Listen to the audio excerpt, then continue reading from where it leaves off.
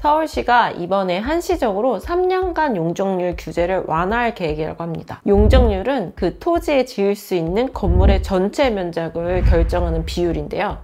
이번에 이 규제 완화가 적용되면 건물마다 다르겠지만 한 층 정도는 더 올릴 수 있게 되는 만큼 엄청난 혜택이 주어지게 됩니다. 저희 구독자분들은 이런 정보는 놓치면 안 되시잖아요. 리모델링 전문가로서 빨리 알려드려야겠다 생각해서 오늘 내용을 준비해봤습니다. 과연 어떤 배경에서 이 규제 완화가 적용된 건지와 정확히 어떻게 완화되었는지, 그리고 증축을 할 수 있는 기준이나 주의해야 할 점을 알려드릴 테니 집중해보세요.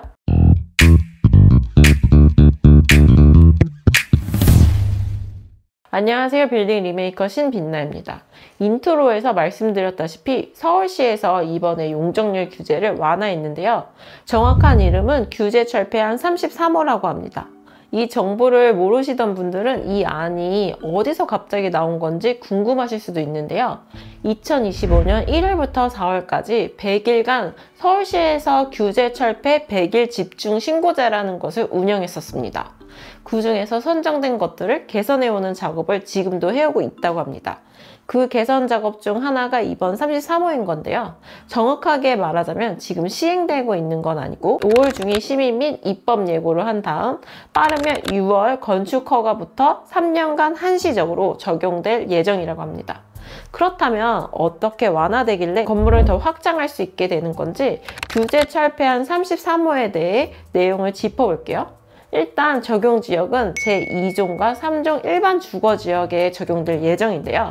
서울 전체의 37%를 차지하는 구역이니 이 혜택을 보는 곳이 상당히 많을 것으로 보입니다. 적용 대상 사업은 일반 건축 허가 대상, 그러니까 신축과 중축에 모두 적용되고 또 정비사업, 소규모 재건축, 재개발에도 적용된다고 해요. 이걸 하게 된 게 재개발과 재건축의 수익률을 높여서 더 빨리 진행될 수 있도록 하기 위해서인 만큼 이런 조건이 붙은 거죠. 용적률은 2종 주거지역의 경우 200% 용적률에서 250%까지 풀리게 되고요. 3종 주거지역은 250%였던 게 300%까지 풀리게 됩니다. 그러니까 단순 수치상으로 50%가 해제되는 거죠. 그럼 50%가 풀렸다는 건 얼마 정도 증축이 가능한 거예요? 그냥 수치만 보면 감이 잘 안 오실 수도 있을 것 같아서 예시로 준비해 본 게 있는데요. 일반 다가구 주택의 정보를 하나 가져와 봤어요. 이렇게 생긴 주택인데요. 2종 일반 주거지역에 있고 대지 면적은 56평 정도, 그리고 건축 면적은 33평의 연면적은 117평인 주택이에요. 건축 면적은 거의 60%로 한 개까지 지어진 상태고 용적률로 보면 현재는 153%가 적용되어 있는데요. 이게 250%까지 늘어난다고 하면 이 집은 23평 정도를 더 지을 수 있게 되는 거예요. 이렇게 되면 현재는 지상 3층으로 지어져 있던 게 한 층을 더 늘려서 4층에 23평만큼 증축을 할 수도 있는 거고요. 또는 공용 부분으로 사용되는 부분을 확장해서 각 세대의 크기를 늘리는 방식으로 사용할 수도 있을 것 같아요. 저희도 이번에 진행하는 프로젝트에서 용적률이 늘어난 걸 기반으로 옥상 부분의 증축을 진행하기로 했어요. 이렇게 빗금친 부분이 증축이 들어갈 예정인데요. 이걸 또 보여드린 이유가 여기서 보시면 1조건 사선 제한선이라는 문구가 보이시죠? 사실 250%, 300%까지가 완화가 됐지만 이게 정말 그 한도 선까지 무조건 확장할 수 있게 된 건 아니에요. 이런저런 조건들이 있는데 물론 이건 건축사 검토를 해야 정확하게 나오는 거긴 하지만 알아둬서 나쁠 건 없으니까 한번 참고만 해보세요. 첫 번째로 봐야 할 건 건축 행위에 대한 제한 요건입니다.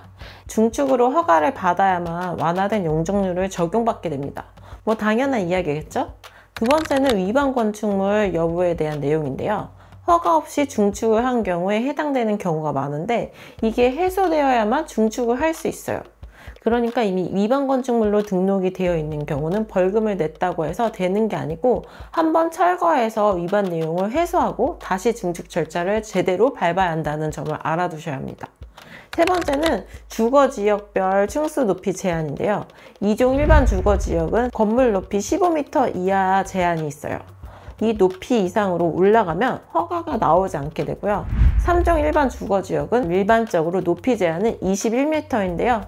그런데 이것도 택지지구냐 계획지구냐에 따라서 달라져서 자세한 건 꼭 건축가에 확인해 보는 게 중요합니다. 또 이것뿐만 아니라 1조건 사선 제한이라는 것도 있는데요. 1조건 보호를 위해 남향, 정북향 기준으로 건물이 일정 각도 이상 튀어나오지 못하게 제한하는 규칙입니다. 아까 보여드린 도면에 있는 내용과 같은데요. 이것 때문에 신축 건물들이 위로 갈수록 작아지는 형태를 하고 있는 겁니다. 이건 건축사에서 무조건 검토를 받아봐야 하는 내용이지만 알아두시면 좋을 것 같아요. 이외에도 중축 시 주차장 설치 기준이라든지 도로 접도 조건 등 다양한 조건들이 있는데 이런 부분은 개인이 검토하는 게 불가능합니다. 그래서 50% 용적률 완화가 된다고 무턱대고 건물을 구매하시면 정말 후회하실 수도 있어요. 특히 노후주택의 경우엔 철근 콘크리트 구조가 아니라면 제가 보기엔 신축이 낫고 철근 콘크리트 구조라도 계약 전에 건축사를 통해 검토를 받고 계약을 하는 게 제일 안전하다고 봅니다. 자, 오늘은 이렇게 규제 철폐한 33호에 대해 알아봤는데요. 조건들이 충족된다면 정말 혜택을 많이 볼 수 있는 규제 완화이기 때문에 서울 지역의 증축이나 신축을 생각하고 계셨던 분들이 있다면 이번 기회는 놓치지 않는 게 정말 현명할 것 같다는 생각이 듭니다. 3년 이후에 연장이 될지 안 될지는 잘 모르겠지만 이런 혜택은 잘 챙겨두는 게 좋겠죠? 자, 오늘은 유용한 정보 한번 들고 와봤는데요. 다음에도 이렇게 여러분들에게 도움이 될 만한 정보가 있다면 또 들고 와 보겠습니다. 감사합니다.